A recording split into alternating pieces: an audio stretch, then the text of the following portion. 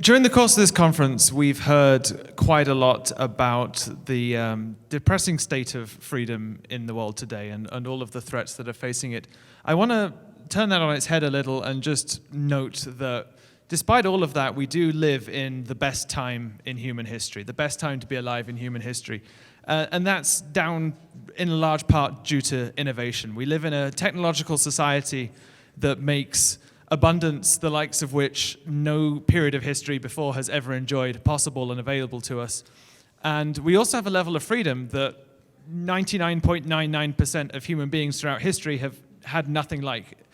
Prior to really the British Bill of Rights and then the American Bill of Rights in the 17th and 18th centuries, nobody lived in a society like we do, where you can choose your field of work, where you can choose who you want to marry and live with, pursue essentially, with some restrictions still, but essentially whatever kind of life and lifestyle you want to.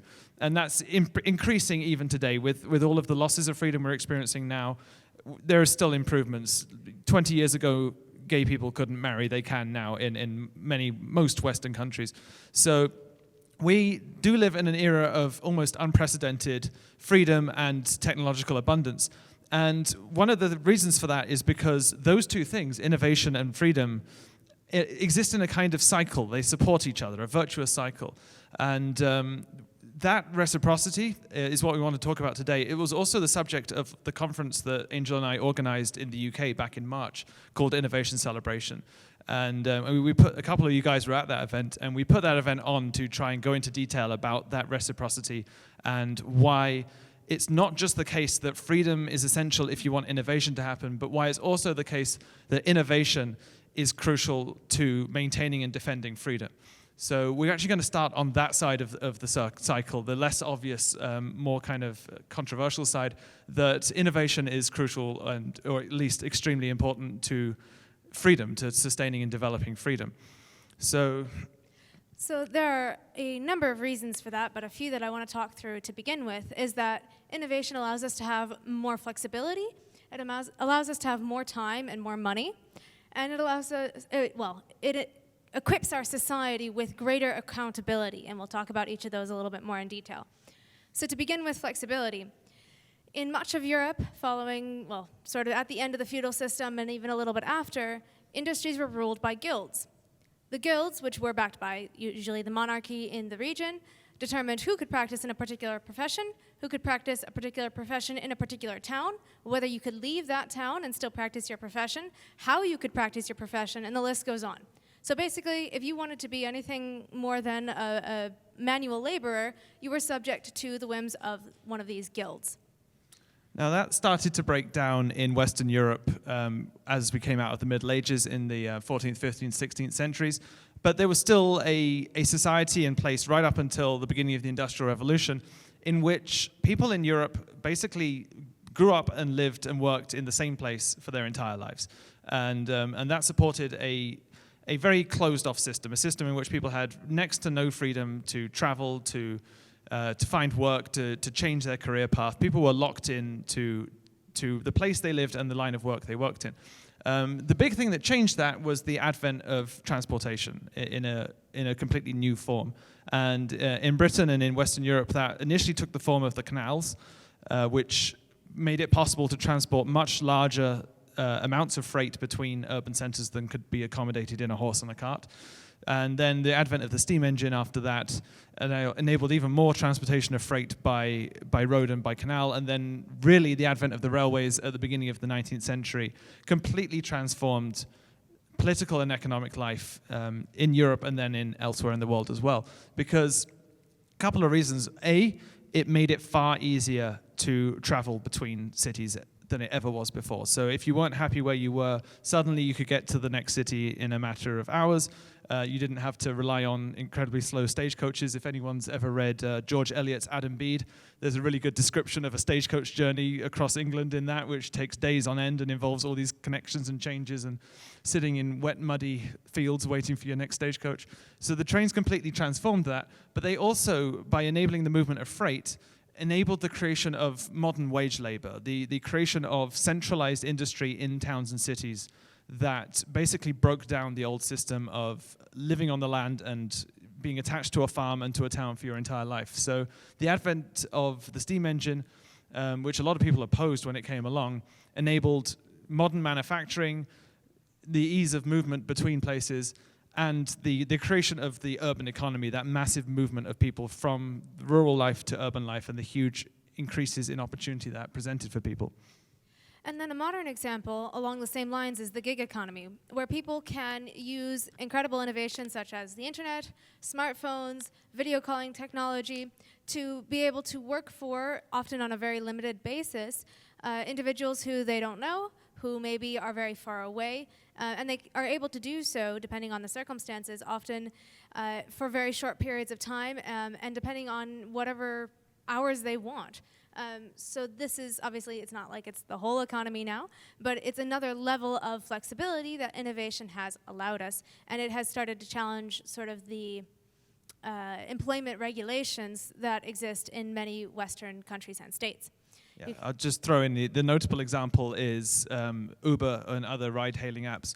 And I come from near London, where there is a deeply entrenched, extremely crony taxi, almost cartel really, like supported by the regulatory environment that Transport for London creates. And Uber has completely broken that and is in the process of just disrupting this idea that you can only be a taxi driver if you've memorized the entire map of London.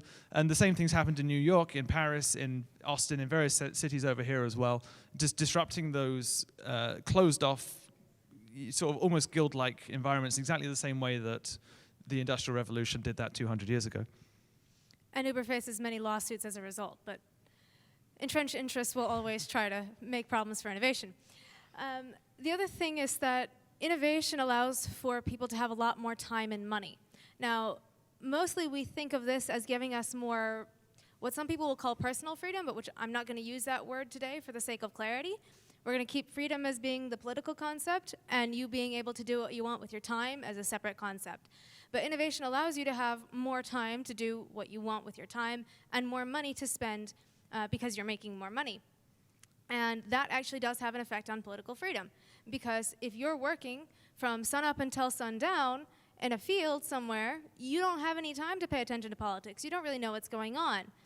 If you're instead working 8 hours a day, and you now have 8 hours a day plus sleep time, where you have certain responsibilities, but a lot of that is free time, plus you have weekends, generally speaking, now you can pay attention to politics. Now you can talk to people about ideas. Now you can come to conferences like this.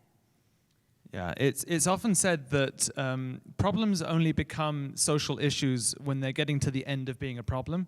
Like, people only start to get really concerned about an issue when you're getting to the point in a society where the society has progressed to a point where people can raise, deal with, and challenge that problem. It's a good example is in the 19th century, when people had enough free time suddenly, and the philosophic ideas in the culture had progressed to a point where things like slavery, things like women's suffrage, things like child labor could be looked at, discussed, and questioned, and there was enough abundance in the society because of the technological progress to actually move beyond some of those earlier models of doing things.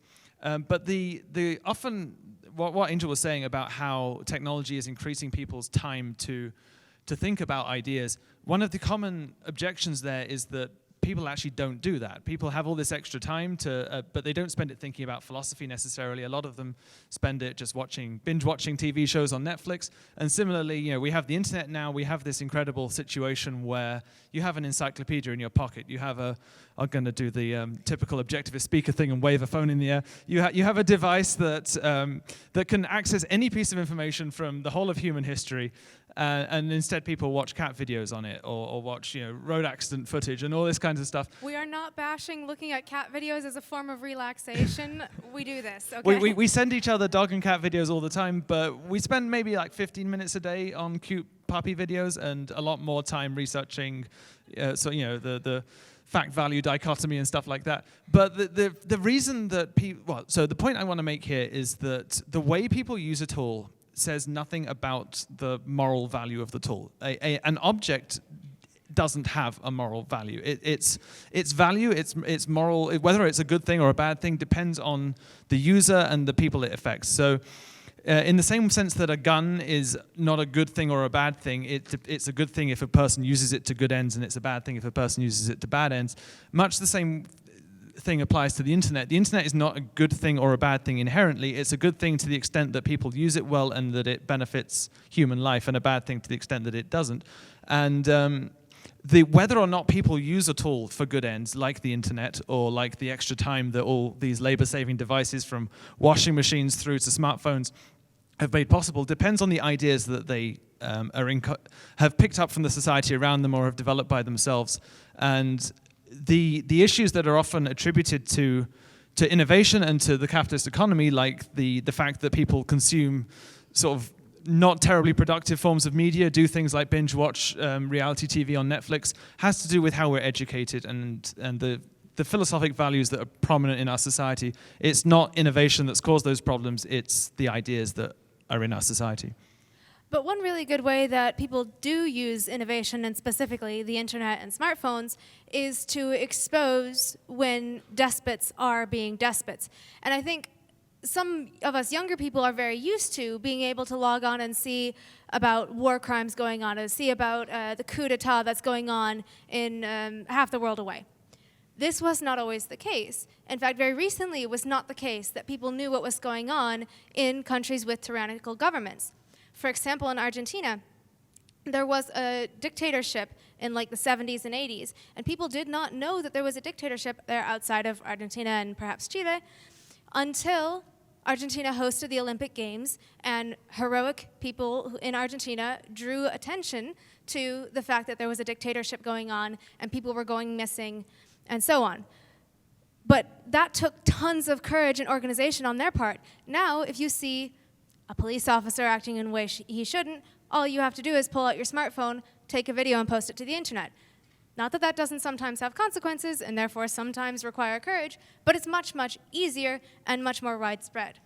Yeah, just to give another couple of concretes, during the Second World War, British intelligence was getting reports from Jews that escaped the Nazis of what was happening in the concentration camps and simply didn't believe them. The British didn't think this could possibly be happening. This must be exaggerated. It was really only after the liberation of the camps that the West, the Allies, became aware of the sheer severity of what had happened there. Now we have the Uyghur concentration camps in China. Everyone knows that's happening. It's completely blown open by camera phones, smartphones, people recording and sending out messages. Even North Korea, the most closed society on earth, is leaky as anything, leaky as a rotten bucket, because of that technology, because of the fact that people can so easily just fly a drone over the border and drop in a piece of information, all that kind of stuff. Despite the intense efforts of the Chinese Communist Party and the North Korean government to avoid those things happening, they are still happening. Exactly. And it's not just government that technology helps keep accountable, it's all the rights violators in our society. It's the criminals as well. I had a friend for a while, he's not really a friend anymore because I got a bit tired of him, but for a while I had a friend who had this incredibly just nihilistic attitude about the state of the world today. He was ultra-conservative, and he would post videos of people breaking into a bank in southeast London or something and say, look, this never happened in my day. And I'd look at it and say, of course it happened in your day. The 70s was full of crime. It's just that nobody was around with a smartphone to record it happening in your day. Nobody got out their their Super 8 camera with its little tape cassette and filmed the whole thing. So the fact is, there's probably less crime in London today than there was in the 70s. There certainly is in New York for anyone who lives there. But there's a lot more recording of what goes on, and that makes it so much easier for people to be brought to justice for those kinds of activities. So just looking at one aspect of this historically speaking, and before you freak out about those numbers, this study was done in 1966. These numbers are not inflation adjusted. Because inflation is a thing that exists, unfortunately. Innovation, as we've already kind of covered, obviously leads to prosperity. When we can be more efficient, when we can produce more, countries are wealthier. Well, this study found is that when you do that, democratic systems also tend to last longer. Now, democracy is sort of a hot topic. Yeah, so a lot of people equivocate democracy with free society, and I'm sure you've all run into this at one time or another. You'll hear it in the news, just turn on the news for half an hour and somebody will say, oh, the importance of democracy, defending democracy. And democracy in its truest sense is outright majority rule. It's a system in which if there are enough people who hold a certain view, they can impose that view on everybody else at Switzerland. But democratic systems are also an important part of a truly free society. If you have a constitutional republic like you guys are lucky enough to have here, a democratic process is your means of appointing your leaders in that kind of society. And the reason that democracy is a value in that sense is because it means that you can remove those leaders. You have a process of getting rid of them when they don't do their job right, especially if you have term limits and that kind of thing. So it's important to freedom that democratic systems last, because when they collapse, what replaces them is outright autocracy. And that's what we're describing here, is when that 8.5 years is 8.5 years that a country in probably places like South America and Africa lasted before collapsing back through a coup or something like that back into a dictatorial system. Yeah, and I would like to point out, these are not predictions. These are, this is a survey of the data available up until 1966. So this is not to say that democracies are going to collapse after a certain time period. This is just what had happened on average at that time. But the data is still pretty remarkable, that if you double your average income, democratic systems can last almost twice as long. Again, on average. Yeah, the reason for that possibly being that the more abundance in the society there is, the less unhappy people are with the political situation, the less motivation there is to try and overthrow. A few quick points before we move on from this is also that when that income level increases, we also have people tending to value reason more, and on a self-reported basis, people saying that they are happier. That's not the full story on happiness. We'll come back to that point. But before we do, I just wanted to go through a few more examples on how innovation supports freedom. We've been using internet and smartphones and their ability to make despotism and crime more visible as one example, and it certainly is. But there are so many more things that we can do with the internet and with smartphones, with apps and so on. We can, it's sort of a running joke on the internet that we use Duolingo to learn languages, but think for a moment how incredible that is. To learn a language, you used to have to get all kinds of books. Maybe you had to go and find a tutor or a teacher and pay them a whole bunch of money. Now you can download an app for free, and it will remind you, and it will give you bite-sized lessons, interactive lessons, where you can practice all different aspects of a language. I'm not trying to say you can become fluent by using Duolingo, but it's there. And there are all kinds of other ways as well that you can use the internet and smartphones to communicate with people, for online banking, for all kinds of activities, really. You can use these tools. Can I throw in an extra example, just an integration with one of the other talks from today? If anyone was in Andy Bernstein's talk this morning, the internet made possible not only a huge explosion in homeschooling and alternative education, and not just the ability to do lessons over Zoom and that kind of thing, but also the ability for kids to do what I actually did when I was unhappy with my education when I was 17, 18 years old, which is go on the internet. In 2007, it wasn't quite as good as it is now, but research the hell out of things I'm interested in and just learn for myself, learn the stuff that school wasn't teaching me. I wanted to learn about economics and politics and all this kind of stuff at that age, and it gave me that opportunity. And it also gave the opportunity for what Andy described of when COVID hit and the schools were closed, and suddenly you could do school at home. You don't even need to go into school to do school. You can do it on Zoom. And that created that opportunity for the parents to see what the schools were doing and exposed another piece of government abuse thanks to the existence of that technology. Another example of innovation that's helping freedom is cryptocurrency. I think cryptocurrency is still in its infancy. If you want to debate me about that, I can't. I don't know enough about it. But but it has helped some people in some circumstances to circumvent governments controlling the currency. But I think what's more interesting to see, or what will be more interesting to see, is how the technology that cryptocurrency is based on, blockchain, will be used in future, because I think it has a whole bunch of applications we haven't discovered yet, and so there's a lot of potential there. Yeah, I'm going to talk a little later on about the transformation of our economy from a labor-based economy to an intellectual economy. I think crypto has a big role to play in that transition as we move away from, as we move increasingly towards machines manufacturing goods rather than human beings, and human beings being sources of ideas and creative activity. I think crypto has a big role in finding new ways for people to conduct trade and exchange value. If I'm say somebody's a sports video commentator, like he posts videos on YouTube about the last night's football match, crypto can be an interesting new way for people to give him funds through upvoting his video, that kind of stuff. There's new structures that the traditional government fiat money system doesn't allow for, but which the internet does. And one of the reasons that the internet and technology like that helps maintain freedom is it keeps the state of technology ahead of government regulation.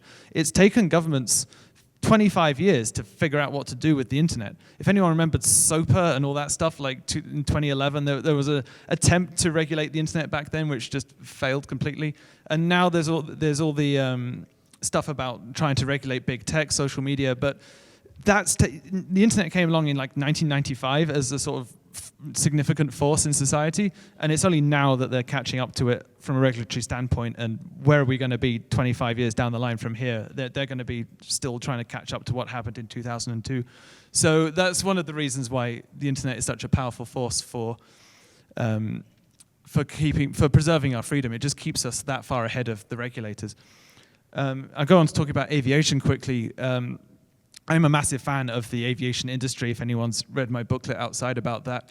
One of the reasons is that governments have this idea now that, and this is a relatively new idea, this isn't something that's been around for a long time, but there's this idea now that we should all live in our little national boxes. And now if you live in the United States, you have 50 states in your national box to choose from. It's a much larger playground than most of us have. I'm seeing people who live in places like Serbia and sort of smaller countries in Europe where your little national box is really just 3 cities and some fields. And we've been to Serbia, we can say this. Yeah, and there's smaller ones than that. And it was once the case. Passports were a temporary wartime measure, by the way. They came in during the First World War. They didn't really exist before that. People just traveled to where they needed to travel to. And for a long time, there was discussion of ending that temporary measure. But from the 1960s onwards, it's just been seen as a fact of reality that passports exist and we need permission to leave our nations. But the aviation industry has been a counterforce to that trend of trying to box us into our countries and has made it possible for us to come here from London in 9 hours. And I'll talk for us to meet each other. And for us to meet each other, yeah, because we came from different countries and there's a dozen countries represented here. So the aviation industry, and I think this might be one of the reasons why governments and forces on the left are so keen to kill it now, is that the aviation industry enables people to travel next door, to see how next door lives life and what kind of quality of life they have there. And people can come here, come to the UK, go to mainland Europe, see how things are done and come back and point out things that aren't being done so well back home. And it also facilitates trade via freight, aviation, and so on. And we'll come back to the importance of trade. Yeah, air freight has done a similar thing for the economy that rail freight did in the 19th century. And the internet also does the same thing, by the way. The internet crosses borders and makes it possible for we launched OSI, not we, Sarah and Craig launched OSI right at the beginning of lockdown. So we had intended to launch a program of conferences and courses in person, which we couldn't do because we launched in May 2020. So the internet enabled us to do that anyway and get people from all over the place on these calls and transcend international borders. And I'm really looking forward to the day when you can get avatars of yourself, sort of robotic avatars, and you can just go and exist in another country without even needing to leave your home. And that will just make the whole concept of borders really essentially pointless at that stage. Do you want me to go on to Starlink? I do, yeah. Yeah, and just another example as well, if anyone's followed the war in Ukraine in detail, one of the things that really helped the Ukrainians fight the Russians in the early days was Starlink internet, because Elon Musk has launched this network of satellites, these tiny little satellites that basically make internet connection anywhere on Earth possible. And it doesn't matter how much Russians wipe out communications towers, they can still access the internet with Starlink. So that's obviously been a massive boon for freedom against one particular tyranny. And it's also connected people in very remote areas who would otherwise, it would not be worth running, like our friend Howard, who would otherwise have a very hard time getting a stable internet connection, but via the technology and these satellites, it's much better. Yeah, I mean, as I said, we organized a conference in the UK in March, and then we've done this conference here now, and in both cases, both the US and UK governments seem to have this idea that people in Africa should be treated differently to people in Europe and America in terms of their ability and freedom to access the country. Starlink is making it possible for people in Africa to show the world, hey, we're people too, we're just as intelligent and capable as you are, and actually put their work out there. And I've been really impressed by some of what I've seen from Students for Liberty in Africa, and that's Starlink is making it possible for more and more of those people who I just love to pause for a second and think about all of the lost innovation, creation, art, potential cultural development that we've suffered because of people in countries that don't have access to the resources they need, to the communication, to communicate their ideas. How much richer a society we could be if we had a more open communication, more open travel between nations. And do you want me to do space exploration quickly as well? Also, one other thing, sorry, I'm just riffing on new ideas that are coming into my head as I speak, but I also have a passionate belief that space exploration is going to be a really good thing for freedom in the long run, if it's allowed to. If I will talk a little later, probably, if we have time, about NASA and SpaceX and the sheer difference that the privatization of spaceflight has made possible. But I also have a vision of space colonization when the technology gets to the point where that's really viable, being an opportunity to do again what the American pioneers did here in the 18th century, which is set up new societies that are removed from the old systems, the old ways of doing things, that have the freedom to start over and get it right this time. And not only that, but in frontier environment where the reality around you forces you to be rational and forces you to throw out old traditions, old ways of doing things that don't make sense. In the Old West in the 19th century, you couldn't, my friend and colleague Johan Norberg talks about this, you couldn't deny women the right to do jobs in the Old West, where the environment was so dangerous, that there were so few people, that you needed everybody who was capable of doing a job to do that job. On Mars, that's 3 times more the case. It's so much more true in an environment where people need to be rational and intelligent in an environment where you need to know science to be able to breathe and eat. So that I really believe that if governments allow space development to happen, and I'm really concerned about the sort of attempts to limit that on environmental grounds, on sort of socialist grounds, and that this resistance to private spaceflight on the grounds that rich people shouldn't do cool stuff because then That's poverty. Because then none of us will get to do cool stuff. Then if Elon Musk can get us to Mars before those people stop him, then there's a real opportunity to relaunch freedom and create a freer society one day. But it's not the case that innovation will just magically bring us to a utopia. There are always problems. And when you make changes, there's always an adjustment period. Growing pains, you could call it. Adopting a new innovation will, in the short term, almost always cause some loss of job, for example. When electric lights became widespread, candle makers went out of business. So, those of you who have read Anthem has seen this dramatized. If you haven't read Anthem, it's a very quick read. Highly recommend it. But firstly, I would like to say, for a number of reasons, innovation will overall lead to more jobs. Firstly, because it will open up new markets, and secondly, because it increases efficiency and production overall. If you have a situation, though, where, and this sort of loss of job and adjustment is normal in a healthy economy. There's always going to be some change, some disruption. If we don't have that change and disruption, we're in a static society, and a static society regresses. A dynamic society can improve and progress. Yeah, I was going to say, there's this crazy idea now that we should be aiming for a society that never has depressions, never has setbacks, never has job losses. That's impossible. It literally cannot exist. And if it did exist, it would be a society that never moved, never changed, never progressed. So. And if you're not moving, you're regressing. We'll have an example of that later. But if you have, the ideal is an economy that's healthy and resilient and can bounce back quickly from these kinds of setbacks that happen naturally. If that's not happening, or hasn't happened historically, you need to look at why that might be, and many, many times it's because the government, or the governments, plural, have gotten involved to try to fix the problem and almost inevitably made it worse. Yeah, a classic example of that is comparing the 1921 depression to the 1929 depression, and how quickly an economy rebounds when it's free to adjust to its new situation versus how slowly or indeed never it rebounds when it's unable to because of government work programs, government intervention, regulation. And the Great Depression, which the 1929 Wall Street crash and the Great Depression are two different things. They're often combined together. But it didn't just last a couple of years. It lasted right the way through until a giant world war came along and completely changed the picture. And really, in many respects, in varying degrees in different countries, we've been in one continuous depression since 2008, but that has got particularly worse post-COVID, and I don't see it improving much anytime soon. I think we're going to be looking at the cost of government intervention during COVID for a number of years yet. But moving on from that cheerful thought. Sorry, yeah. So we now want to turn to the other side of the equation, which is a slightly more obvious, but there's some interesting detail in it, of how freedom makes the technological innovation that we enjoy in our society possible. So a really interesting example is that of the printing press. Some of you guys, well, in the West, we tend to think of the printing press with movable type as having started with Johannes Gutenberg in the 1450s-ish. It took him a while to complete the prototype and get it into commercial production. But some people are also aware of the fact that China actually had a printing press with movable type back in 1040.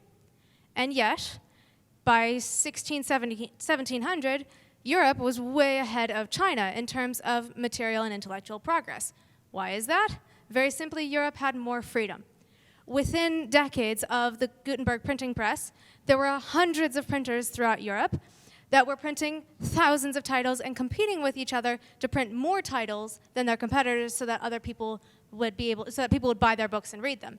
Now, of course, there was lots of oppression during this time in various parts of Europe, but Europe was at the time very fragmented. If a particular city-state or nation was unfree, people left. And there are historical surveys of the time showing that whenever you had an authoritarian monarch in one city-state, it reduced that city-state's population because people simply left. China, by contrast, always had very tight regulations on what people could print and how much. And from 1515 to 1729, so for 214 years, they simply banned printing altogether. Imagine what would happen if we just banned printing in one of the largest countries in the world for 200 years. Obviously, regression. And of course, there were probably some rebels who printed things anyway in very heroic ways. But the lack of progress is directly tied to, this is not the only way that the Chinese government during that time restricted freedom. Sailing is another way. They had ships and they had previously sailed around the world, and then they banned sailing for over 100 years. And when they did allow it, there were many restrictions, same with on printing. When the British came to try to trade with the Chinese the first time, they simply said, no, thank you, we do not want to trade with you. So the difference was freedom. Yeah. Also, well, just going back onto that side for a minute. So in the 17th and 18th centuries, you have the explosion of the newspaper industry in Western Europe and also over here. And that, for the first time, really enables the government, monarchs, as well as elected politicians to be held to the fire for the decisions they've made. But even into the 20th century, there's still a certain reticence on the part of the journalists on the media to really attack and go after and criticize politicians. It's very interesting if you go back and watch or listen to early radio interviews and early TV interviews with politicians, how deferential and respectful the media is to politicians in that era. I've seen some very funny ones from Britain in the 1950s and 1960s, where a journalist just sits down with a member of parliament and says, so we could discuss foreign affairs or we could discuss the home front. What would you like to talk about? And then thankfully, because the newspaper and TV journalist industries came along, you had things like the Watergate scandal, where suddenly journalists were blowing open all of this corruption that was going on in government, and there's a lot of that in 1960s and 1970s over here. And a large amount of that suddenly gets exposed, and there's a complete change in the culture where if you watch television now, it varies depending on what network you're watching, what country you're watching.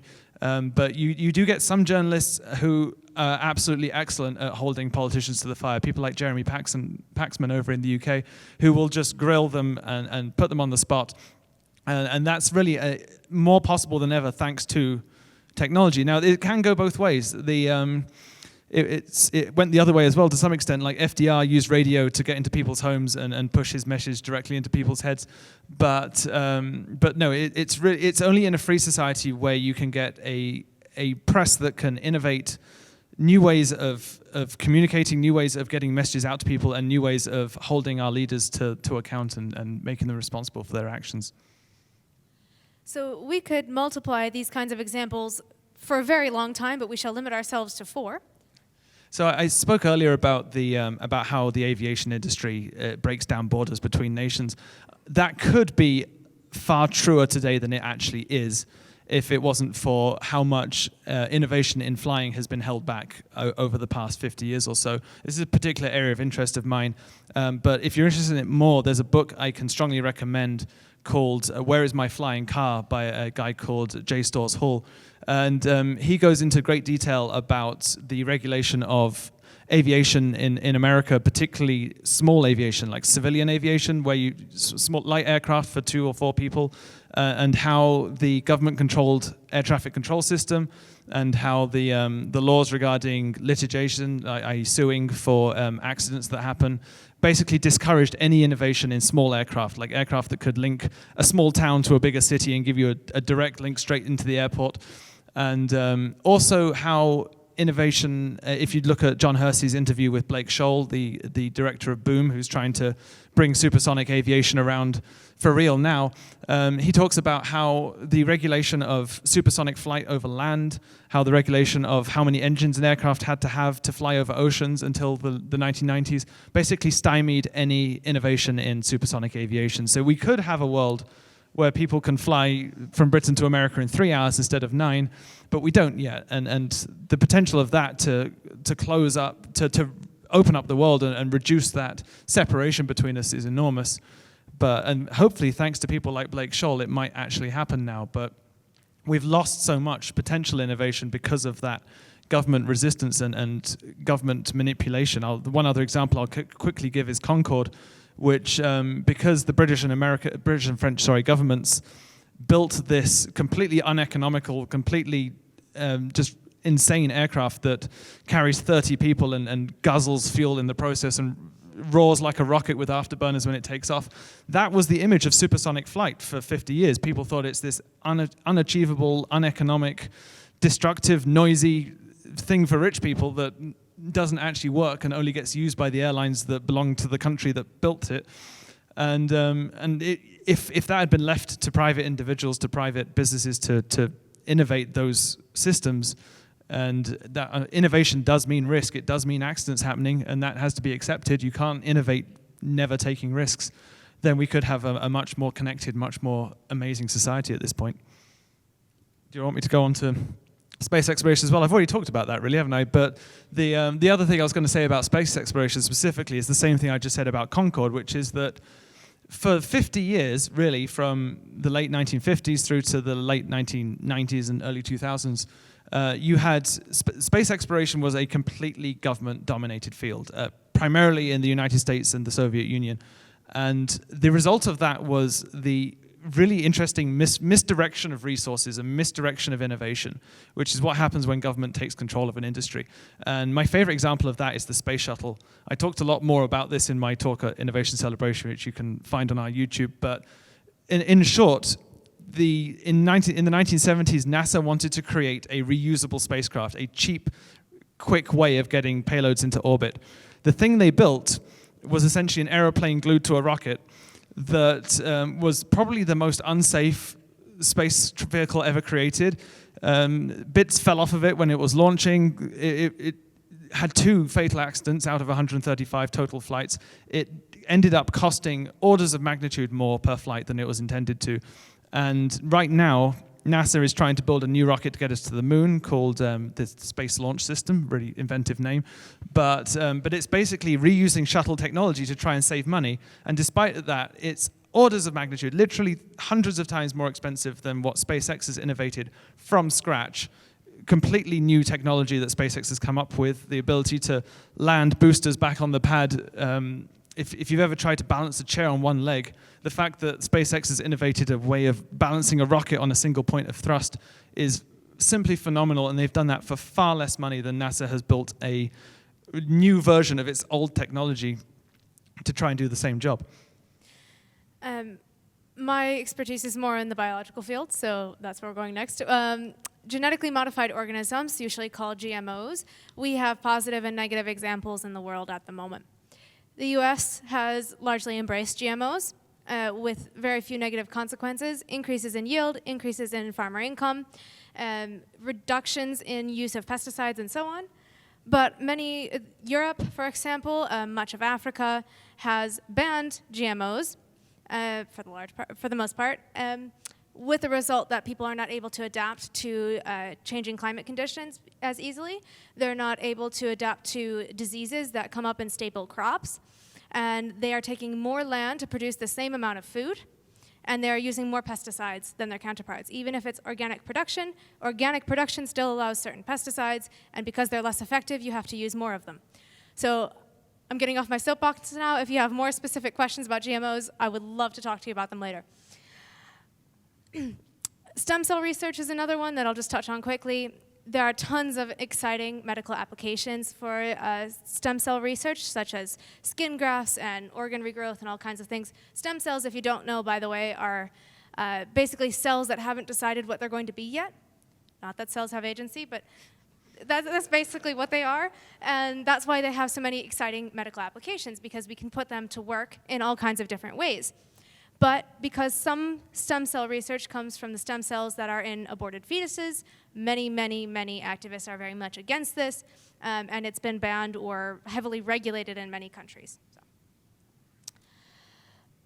The connection here, though, between freedom and innovation, I think the main point of connection, besides just the obvious fact that if you're not free to try new things, you're not going to innovate, is trade. Trade allows us, obviously, to exchange goods, but also allows us to exchange ideas, to look at how other people are doing things and say, can we use this? And it also causes a fundamental mindset shift in how we look at other people. And this goes way back to early human history. If I'm in one tribe and you're in another tribe, you are a threat to me. I'm here to protect my tribe. But if I can trade with you, suddenly you're not just a threat, you're an opportunity. And it becomes less us versus them and more collaborative, even if we stay in our separate groups most of the time. And as a historical proof of this, as far as we can tell, Homo sapiens traded pretty much as soon as they came onto the scene. Neanderthals, as far as we know, based on the archaeological evidence, did not. And this is one theory as to why the Homo sapiens survived and the Neanderthals didn't, even though the Neanderthals actually had bigger brains. And to sort of drive the point about seeing other people as a threat or an opportunity home a bit more, one of the reasons that countries like Britain and the Netherlands and France developed empires in the 18th and 19th century was to try and develop networks of trade that would bring in resources to the mother country. The Roman Empire did the exact same thing as well. Unfortunately, those imperial powers in Europe saw each other as competitors and enemies. So you had the British East India Company creating trade networks in India, and you had the Dutch East India Company creating their own trade networks, but the two didn't trade with each other. So you had this sort of one-way flow of imperial possessions into mother country with no interaction between these different empires, because they had a zero-sum mercantilist attitude that there's a fixed amount of wealth in the world and either you get it or I get it, and we just have to seize it and bring it in, and that's how countries get richer.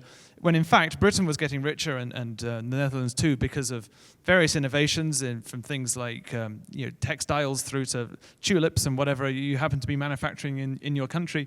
And actually the empires were limiting that. They were a financial drain on the countries that ran them.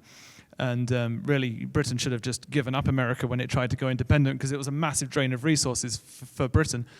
But because they had this zero-sum mindset, they didn't see each other as potential sources of growth. Whereas if you understand that innovation, that generation of wealth creates opportunities for everybody. So if China invents a new technology, that's actually good for all of us. It gives all of us an opportunity to grow, to produce more, to create more.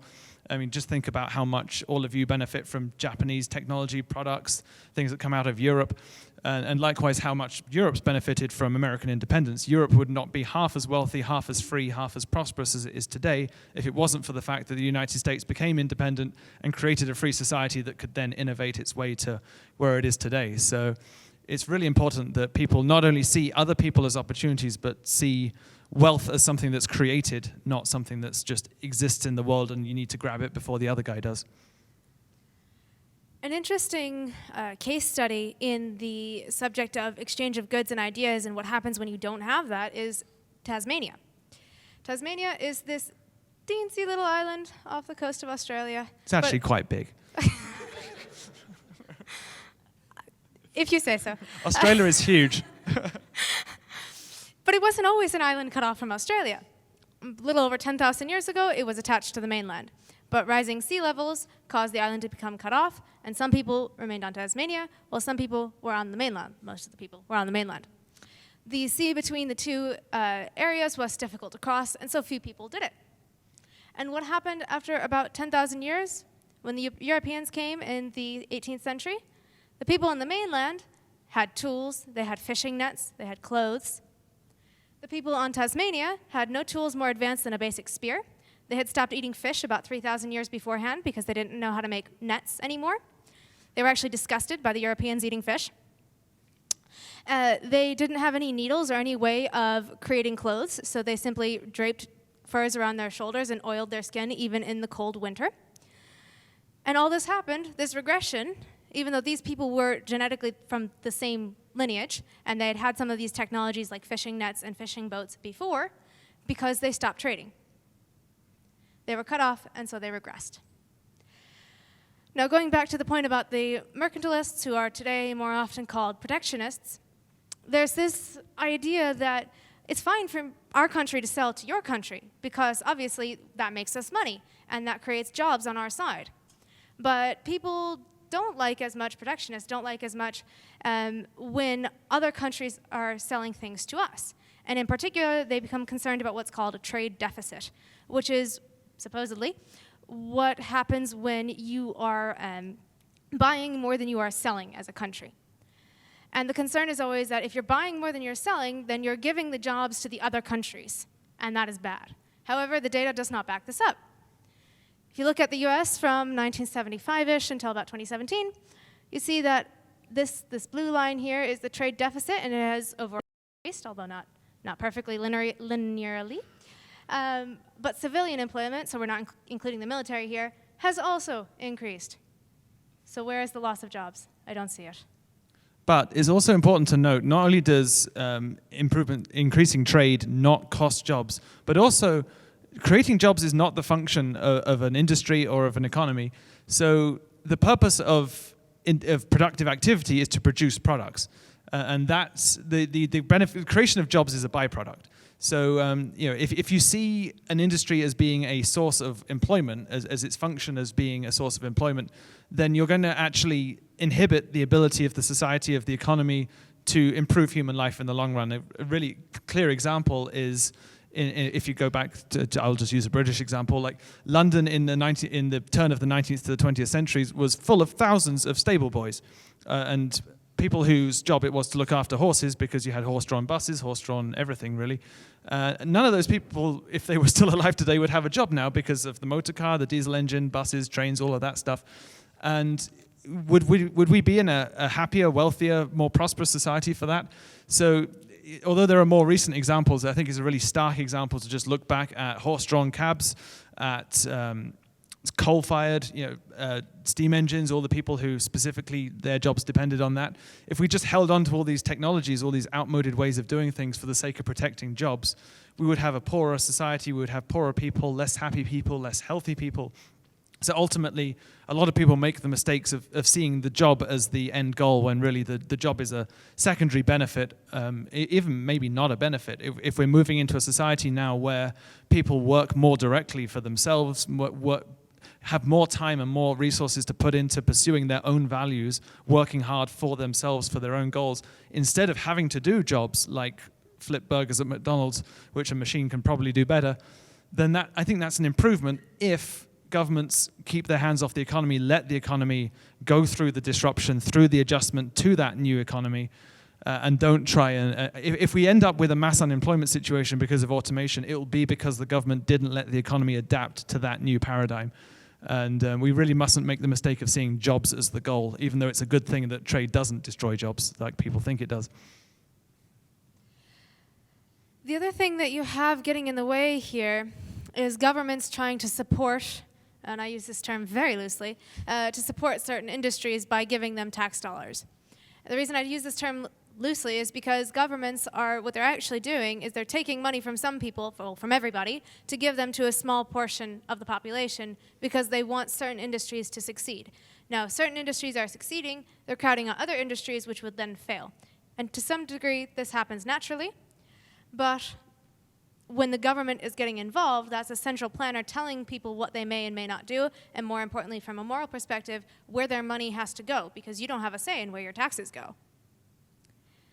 And the consequence of that is often that people have a poorer product as a result. And the massive subsidies that have gone into electric car development are a great example. Even if we accept the premise, and I don't necessarily, but if we do accept the premise that we need to cut carbon emissions and stop using gasoline-powered cars, electric cars are not necessarily the best way to do that. They require building a whole new vehicle. They require all sorts of rare earth minerals to be mined. They have less range than a fuel-powered car, whereas adapting a gasoline engine to run on alternative fuels, that's an option that probably would be more prevalent if it was just people in the society saying, I want a more fuel-efficient or a greener car. Instead, we're getting this bizarrely expensive, really unviable direction of innovation because government's trying to drive it, no pun intended, in that direction. I think we're close to time, so we need to probably move on a bit. So we're going to finish up by just quickly integrating the two and really talking about why both of these things, freedom and innovation, are actually important.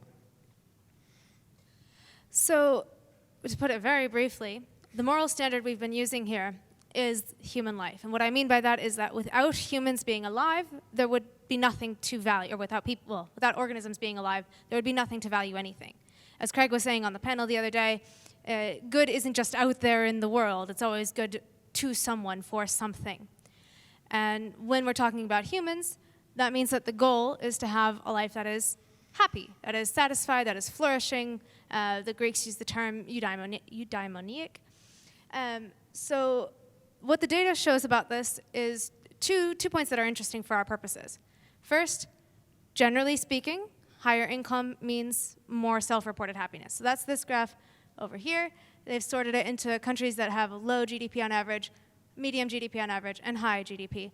And you see that overall, it's not a very strong correlation, but overall, the happiness increases with the group and then within the group as well.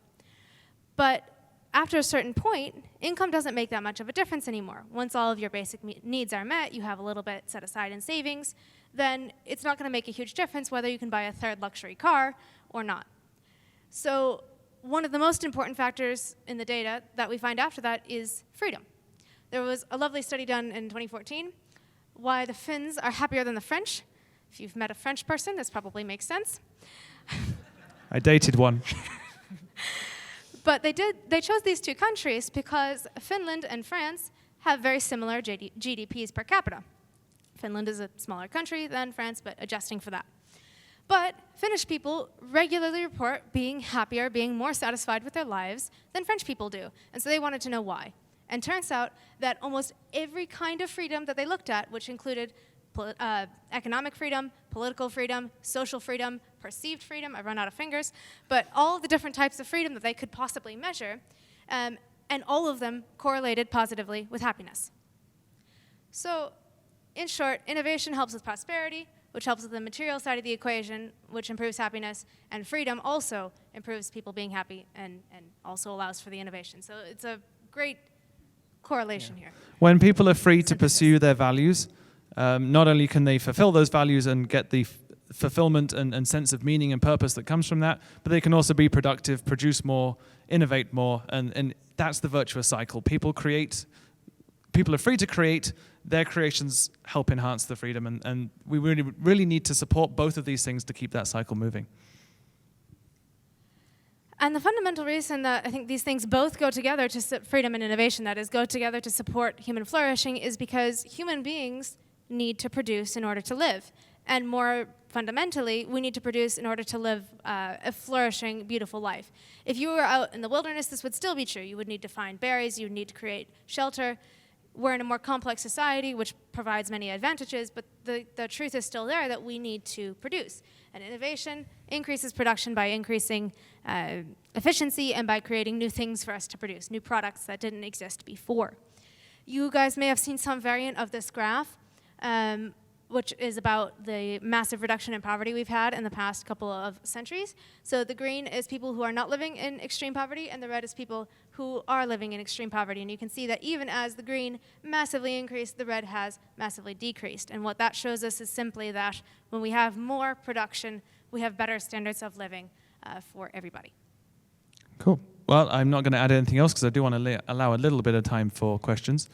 No, he said 5 minutes till questions. Oh, 5 minutes till questions. I'm so sorry. We have lots of time for questions, don't Okay. worry. But before we get to those, we did just want to wrap up by asking you guys to imagine, firstly, what would happen if we clamped down on innovation and freedom, if we tried to stop it, as I think you could argue some governments, China, North Korea, are doing actively. We would have what we saw in Tasmania, where countries would be regressing. They would be forgetting how to maintain the technology they currently have, never mind creating new technology. There would be more manual labor, as indeed I think you do see in Korea and China to some extent. Rather than moving toward the knowledge work, we're stuck in trying to make things work by hand. We would have more violence. I'm going to show you guys some books in a minute, and one of them takes a whole chapter to explain that as innovation and production have increased and trade has increased, violence has dramatically decreased. People like to romanticize the past as this wonderful place to live, but in fact it was a very violent place to live, and you were far more likely to die even during a world war. You were far more likely to die in a tribal situation than you were in a developed country even during wartime. And that's not just violence between human beings. You're also far more likely to die from natural events without the technology to prevent it. If you look at the 2004 Indian Ocean tsunami, the amount of damage it did almost directly proportioned to the economic development level of the country. When it hit South Korea, it did next to no harm compared to the harm it did in Indonesia and other countries because of the level of technological sophistication over there. And just to put a quick concrete on a couple of these, on the more manual labor point, our intern, Melanie, I forget her surname now. Giordano. Melanie Giordano, who's just finished our internship program, is working on an article where she talks about how South American governments basically tried to preserve their agricultural industries by government intervention. And so you had far more people working in this far more inefficient way of managing agriculture than happened in Western Europe and North America. And likewise, just look at South America in terms of violence. Like it's not difficult to see how the situation down there has led to that outcome. I think the poverty point is also, again, quite self-explanatory from what we've discussed regarding production and trade. But if we don't allow for innovation, then we have poverty. And it may, particularly in countries that are currently very wealthy, it will take a while for the wealth that we have to sort of start to run out if we're not constantly renewing it, because as Tom was saying, wealth is created. We have to keep creating it. If we stop doing that, we stagnate, we start to decline. But on the happier side of the equation, if we do keep creating wealth, if we do keep innovating, then we have really the vision that inspires me to talk about this and to advocate for innovation, which is the Star Trek vision of the future. I grew up on optimistic sci-fi. I watched Star Trek as a child, and even though I don't necessarily agree with all of the political values that are expressed there, that vision of a future where technology improves our lives, where human life is a positive value, a thing that we want to spread throughout the galaxy, that a future where you can create food out of thin air, a future where you can simulate any environment in your holodeck, a future where you can travel to any planet, settle wherever you want, that kind of vision of the future, that future that I as a child wanted to live in, is achievable. It really is achievable. You know, people think of space exploration as this unachievable thing and forget that Mars is actually out there. It does exist. It's really there. We can go, and it's not some fantasy. And likewise, like that kind of future is completely achievable. Now, there are certain things that aren't achievable in reality. I don't think time travel is probably achievable, but a massively more flourishing future is completely achievable. But we are at a bit of a crossroads moment in the history of civilization where both roads are still open to us. We have the option to go to that future now, in the next couple hundred years. And if you look, by the way, from 1964, when Star Trek first aired, and look at the technologies that they predicted in the show, we have most of them now. It's really just the space flight we don't have. Like we have more. We have stuff that they never thought of, and we have Star Trek: The Next Generation basically invented the tablet computer, and then Steve Jobs invented it for real about 10 years later. So, if we let the innovation happen, we'll probably get to that world a lot sooner than the fiction writers thought we would. But we are also potentially at a point where we could turn down the Roman route of a couple hundred years of stagnation, and then we fall into a dark age. And we really need to pick the right direction. So that's why I make such a big deal out of advocating for innovation. So just a couple of books that I used for a lot of the facts in this presentation. And if you're interested in innovation or in the history of human progress, I can't recommend them highly enough. And that's all on our presentation. We'd love to take questions.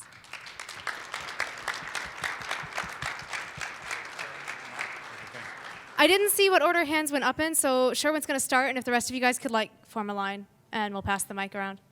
All right, it's the first time I'm speaking on the mic.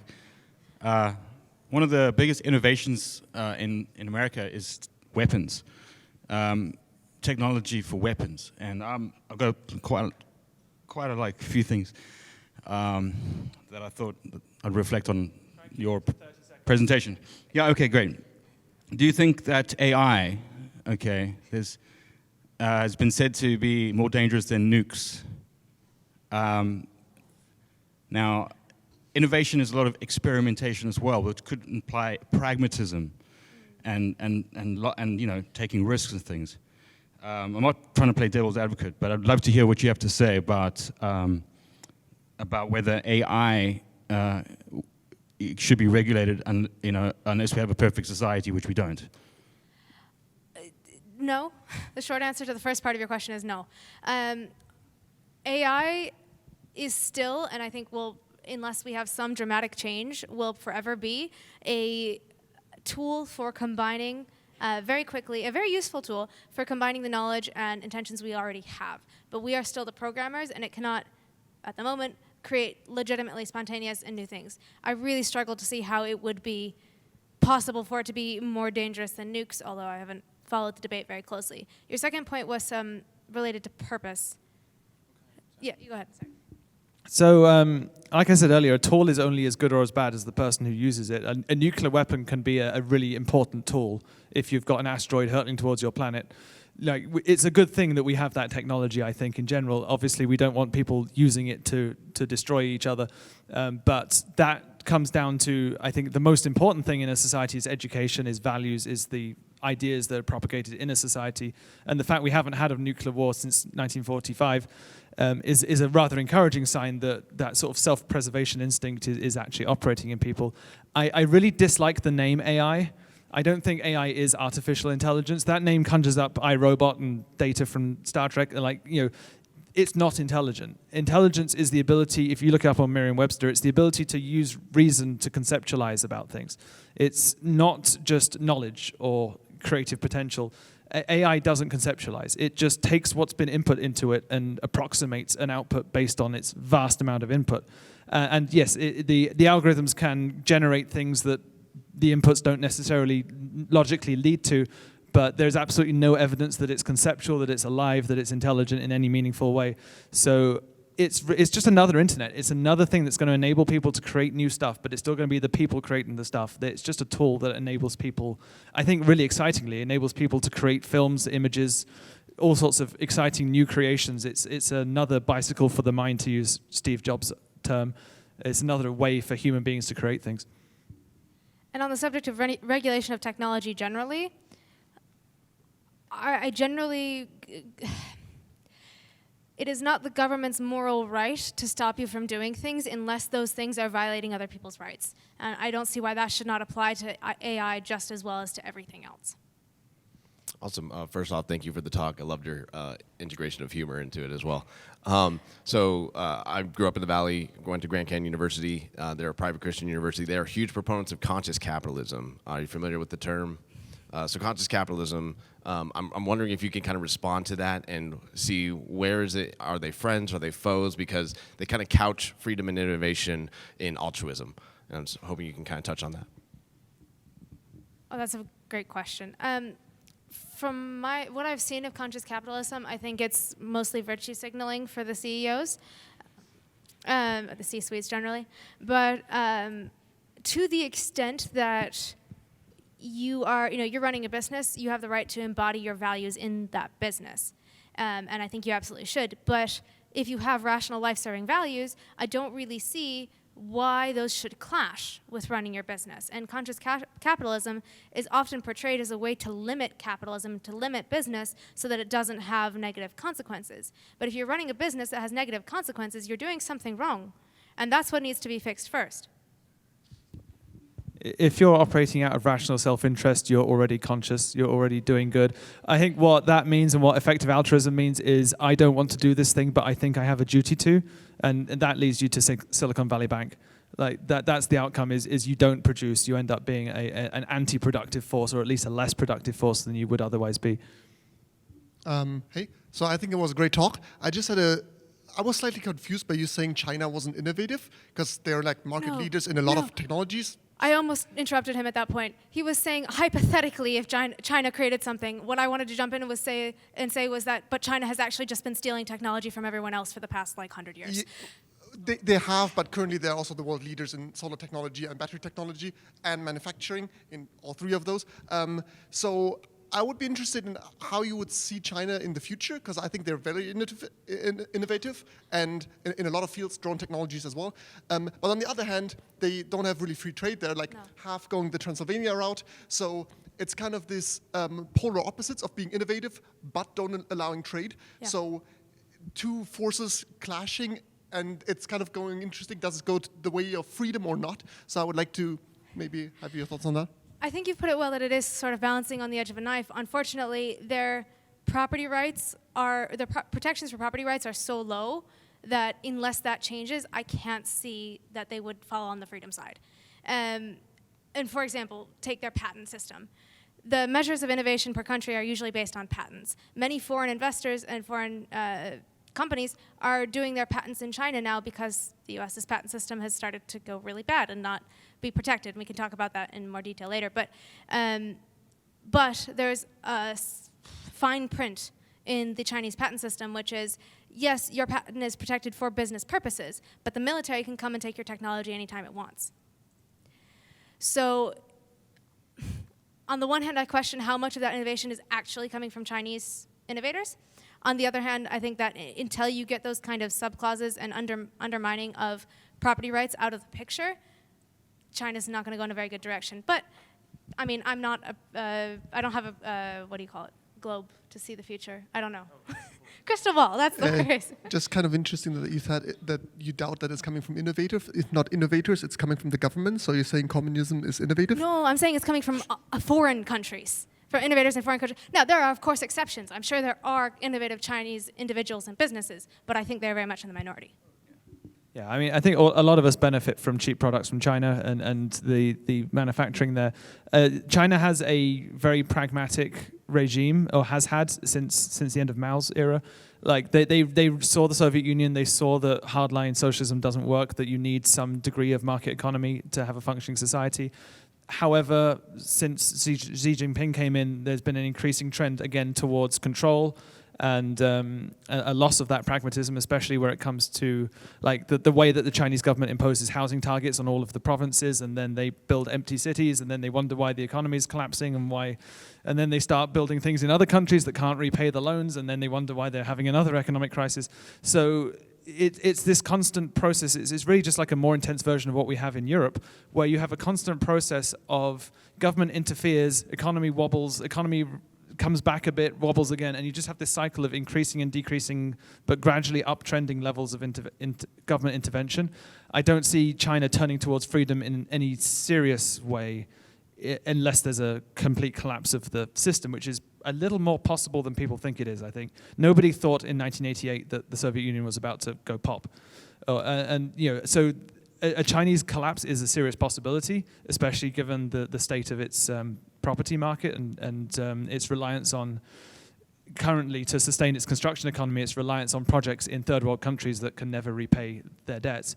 So that might be the way that China achieves freedom, but like Angel was describing, it's never really been a free country at any point in its recent history. It's rather like Russia hasn't.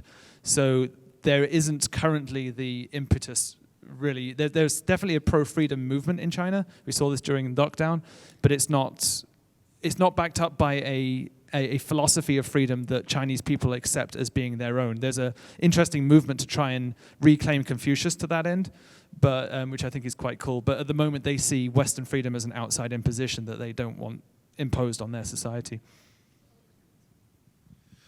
There's a common anti-innovation argument that basically goes, as technology gets more advanced, it becomes increasingly capable of replacing more and more advanced jobs. And if it goes on long enough, it will get to a point where the only jobs left for humans to do will be the engineers and scientists who maintain the robots. And there just won't be anything else for humans to do. So how do you respond to that argument? I've read that. What's the book? Last and First Men by Olaf Stapleton has that argument in it. My answer would basically be that creativity is a faculty of rational beings. It's not a faculty of unthinking machines. Now, I'm certainly open to the possibility that at some point in the future we could create thinking machines if we ever figure out how human consciousness works. We are nowhere near that at the moment. We don't have the faintest really idea even how human brains work. They are more puzzling to us than the origins of the universe. So it's not anywhere near happening that machines will be able to create actual art. Now, AI can create a painting now, kinda, but it can't create art. Art is a selective recreation of reality according to the artist's metaphysical value judgments, as Rand says. AI doesn't have a metaphysical value judgment. AI creates the prompt writer's metaphysical value judgment if it gets it right, which is a big if. But so I don't think that's anywhere near happening. I think what we will maybe have is that we get to an amazing society where everyone just does what they want to do.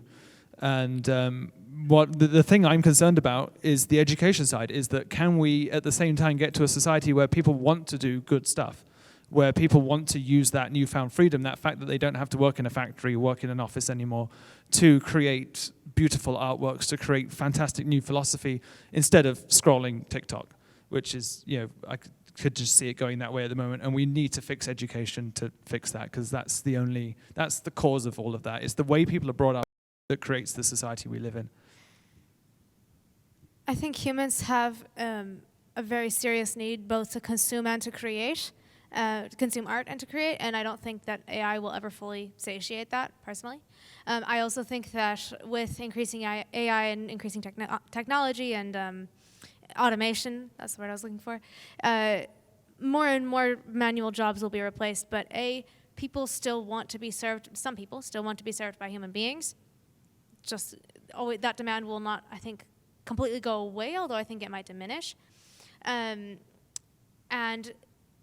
people always want to see what other people have thought of and engage with other people in those kinds of ways, and they're willing to pay for it. So I don't think that it's necessarily a bad thing that jobs are going to become more advanced. And yeah, education, I mean, to some extent, there are some AI education tools that are already out there, but you still need human beings to teach people how to analyze, how to critically think, because we know already with ChatGPT you can't trust it all of the time, and how are you going to tell whether you can trust it or not? So I think there will always be a role for human beings in art and in engaging with one another, and I think that will still keep some part of the economy alive. I just want to throw a quick anecdote out about AI. Our good friend Terry Kibbe, she was playing around with ChatGPT, and she makes films. Her organization makes films, and she asked ChatGPT to review her films, and she asked it to review one of them, and it wrote a really good review of her movie, like describing what happens in her movie and what this imaginary reviewer thought of it. She asked it to review another one, and it invented a film out of thin air based on the title of the film, and then reviewed that movie that doesn't even exist. So yeah, what AI does is just create something that's averaging the best average of what it understands the prompt to be that it can out of everything that's been input into it. And it will get really cool. It's going to get so much more powerful, so much more interesting. But my only fear with it is that people misunderstand what it is and kind of surrender their own agency because they think they've lost it to an artificial intelligence, and they haven't. That's my big fear with it. And that's a deeper cultural issue. Is people are way too ready to surrender their agency. Hi, thanks for the talk. It was pretty insightful. Certainly made me more conscious. I'm a graduate student at the University of Winnipeg. I'm doing my master's in environment policy. And I don't have a question as much as a clarification. So can you circle back to the slide which talked about, or if you remember that, I can just ask the question, which talked about democratic systems and average annual income increase, the resilience of democratic systems. Yeah, this one. So just wanted to know what the source of this information is, and second, how is democratic systems defined per se? Like, is it a way of electing your government, or is it a way of how governments should function? Yeah. Can you email me that question? I I can don't do have the that. source to hand, but I can get it for you. I can do that, yeah, yeah, that's all. Yeah, and part two, I tried to answer when we were discussing it, which is democracy is a system of government which I think is immoral, where if enough people gang up and vote a certain way, they can override your rights and your freedoms. Democratic systems are part of a functioning society where you choose your leaders by voting and voting them out if they suck at their jobs. They all suck at their jobs, unfortunately, at the moment. But in an ideal society where you had a proper constitution and maybe an objectivist society, if your government person is trying to disrupt and overstep his or her limits, then you can use the democratic process to remove them. I think that's what you're meaning by democratic system. I think the question was more about how the study authors defined it, but I would have to go and look that up, I'm afraid. Sure. No, thank you so much, yeah. All right, very insightful, to be honest. I think my question is a little, like common that you're hearing from a lot of different audience. So in the conversation, in the presentation as well, we didn't really see anything which was human-centric, as in human emotion-centric as well, right? And it felt like our common values, of course I'm also really into objectivism and classical liberalism, our common values does not appeal to the masses, like not normally. And practical examples like how in Michigan, like cities like Detroit, great cities like Detroit, or even Flint for that matter, literally crumbled due to innovation is kind of disappointing or heartbreaking, right? Even back in where I'm coming from, I'm from India. A lot of cottage village industries, just lost everything because of the mega Chinese factories. And that's also disappointing to an extent, right? I can't go talk to a villager, hey, it's innovation, right? That's why you lost your job or you lost everything. So yes, I agree. As a classical liberal, I agree. It's because they didn't innovate. Totally agreed. But how do we get these people on board with us? Because at the end of the day, political power resides with the political power decides for everyone, not just for them or us, everyone. Just like you mentioned, democracy is flawed.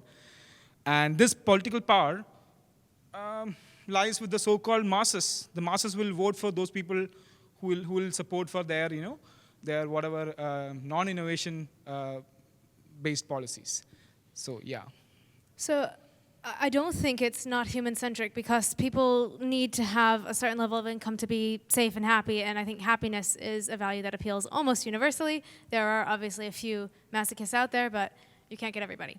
On the subject of what you say to somebody whose job is lost, firstly, it's not the Chinese factory that took away their job. And I know that's the common way to portray it, but that's not really what's happened. What's happened is the company they were employed by has been outcompeted by another company. And there may be some malicious actors in play, as probably in the case of China, but nevertheless, in a free market, that is what would happen. And what the person who's now out of the job is faced with doing is either finding somebody else who will employ them, or creating their own method of income by starting a business or creating something that they can sell or whatever. Now, it is worth noting that in many, many countries, I'm not sure where it stands in India, but in many countries that's very, very difficult. Various studies have been done in relatively poor countries, and it usually takes multiple years, for example, to get a permit to start like a coffee shop. So even these sort of basic type of businesses, the government tends to make it very difficult for them to do that. So that's the other thing, and there are a number of great organizations. Tom mentioned Terry Kibbe, her and her husband's organization is Free the People. They do a lot of work highlighting the individuals whose lives have been ruined by these kinds of government regulations and interventions. So that's what I would say to that. Also, I would not say that innovation destroyed Detroit. A lot of things destroyed Detroit. Firstly, what I described earlier, governments want to keep us in our national boxes. If it wasn't for that, then people could just go where the freedom is. So, if you box people in and then this country is more productive than this country and these people just can't get out to that country, then you're going to have that situation. There's no reason why a given geographical area should be as prosperous as another given geographical area. What you need is a system where people can move to where the production, where the freedom is. In the case of Detroit, firstly, you had a lot of regulation in the US in terms of taxation, in terms of regulation on the motor industry, and then you also had the failure of the American government to protect the rights of oil companies in the Middle East when the governments in those countries seized their assets. That caused an oil crisis which harmed the motor industry enormously in the 1970s. Further, Detroit is a really good example of how zoning laws destroy cities. And the fact that Detroit just cannot rebound, and it is beginning to now, but it couldn't rebound into a new kind of industry, a new kind of urban planning regime, because so much of it was zoned single-family housing or zoned industry. And you can drive, if you drive around Detroit, you will find empty grassland where there's supposed to be development because of that. But I was just going to quickly say that you can contrast it with the example of Belfast in Northern Ireland, where the shipping industry fell in decline. There was a war, basically, for several decades, and now it's where they build aircraft wings and where they build buses and where they build software, and it's just rebounded and re-geared to a different kind of economy. I just want to say, for those who aren't familiar with these kind of zoning laws he's describing, governments, actually, it sounds a little bit too stupid to be true if you're not familiar with it already, but governments will declare particular areas of land can only be developed with single-family housing or can only be developed for industry. And so you ask yourself why we have a housing crisis. It's because the government is declaring, and this is local authorities, usually not the federal government, declaring large swaths of land can only have one single-family home per acre, I think it usually is. So another way the government's getting in the way. All right, thank you. Let's do one more. Thank you. I thought you had a great presentation. My career is in flow cytometry and immunology. And during the COVID crisis, I noticed that there were people who had tried to have articles published that could not get published. Editors were fired. And I was wondering if you had any knowledge of any recovery of the scientific literature industry, or do you see it continuing to go downhill through autocratic means? That's a great question, and it's not just with COVID that these things happen. Regarding scientific literature, I think the only way for it to recover is for people to start, basically the same conversation we were having with media outlets more generally, for people to start new publications that have the same kind of high standards as the old ones, but that are not going to essentially censor. If it's a private organization, which a lot of these aren't, but if it's a private organization, it's not censorship, but who are going to keep out ideas because it goes against the scientific mainstream. There are a lot of other complicated, and I'm sure I don't have to tell you, but there are a lot of other complicated factors that go into what research gets funding in the first place, and special interests play a much larger role there than I would like for them to, but I think that's the only way forward, personally. I think this trend is a problem in more areas than people realize. It's kind of obvious, the political pressure with COVID and with global warming to discourage research and publications that go against the mainstream narrative. This is a thing throughout science, as you may be aware. If you try publishing in astronomy journals against dark matter theory, or with the new data that's coming from James Webb about the ages of the galaxies in the early universe, the masses of galaxies in the early universe, if you dare suggest that means not that there was a faster process of galactic formation, but that the Big Bang happened earlier or didn't happen, there was some other origin story. They don't want to take it seriously. They want to encourage the development of the theories that they're currently working on. And Jay Storrs-Hall talks about this in Where's My Flying Car as well, about the discouragement of research into things like cold fusion and things like that, stuff that doesn't go in the direction that the funding's going in. So that's a real problem with the scientific press in general. And yeah, the best opportunity is to, what Andy was talking about, circumvent it, have other journals have new publications to do that in instead. It's hard to do that, but I think it needs doing because we need proper scientific inquiry to drive innovation as well.